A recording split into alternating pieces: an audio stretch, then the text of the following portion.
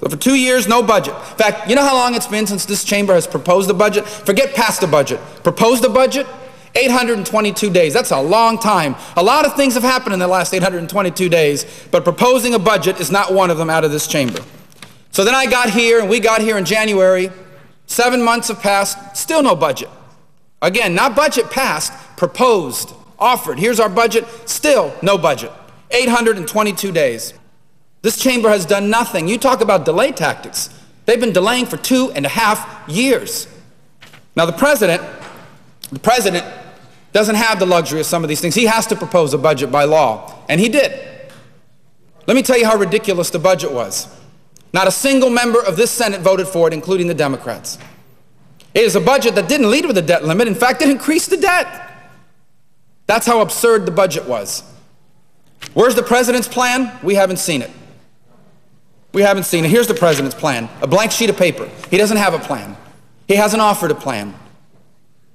Again, if this was a Republican president, I would say the same thing. I do not understand how an issue of this magnitude, of generational importance, the President of the United States has not offered a plan. If someone has seen the president's plan, please send it to me, because no one else has seen it. It does not exist. So this has been the plan all along, by the way. The plan all along was not to take a position, to let the days count down until we got to this point with 72 hours to go, and then force a vote on something that they wanted. I believe that has been the plan the entire time. And you can see it carrying itself out. And you want to know why people all across America get grossed out by politics? Is by watching this kind of stuff happen. And instead, let me tell you what we've seen over the last few days. First of all, today, and for much of this time, I've heard all these attacks and name-calling. If we had $1 billion for every time that I hear the word Tea Party extremist, we could solve this debt problem. So all this name-calling, so I said, well, let me read some quotes about this debt limit. And I found some pretty extremist quotes. Here's one. Let me read you what it says. The fact that we are here today to debate raising America's debt limit is a sign of leadership's failure.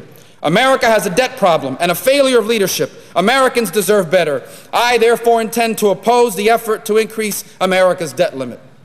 A quote from a Tea Party extremist, right? No. This is a quote from March 16th of 2006 from Senator Barack Obama of Illinois. I found another extremist quote. This one says, because this massive accumulation of debt was predicted, because it was foreseeable, because it was unnecessary, because it was the result of willful and reckless disregard for the warnings that were given and for the fundamentals of economic management, I am voting against the debt limit increase. Well, that must be from a Tea Party extremist member of the House, right? No. This is March 16, 2006, from Senator Joe Biden of Delaware. And last but not least, here's a quote from September 27th of 2007. It says, I find it distasteful and disturbing to increase the debt limit yet again. Clearly, we need to change course, and this debt limit bill is just another reminder of that. And that is from the distinguished senator from Nevada, the majority leader, on that date in 2007. And yet now, these same quotes in this context, where we're talking about raising the debt limit more than has ever been raised in a one vote, is extremism? This name-calling is absurd, and it sets this process back. The other thing I hear, oh, it's not reasonable, this is a waste of time, this bill can't pass the Senate, when they talk about the House bill. So now what disqualifies a bill is the fact that it can't pass in the Senate. Well, guess what? The Senate bill can't pass in the Senate.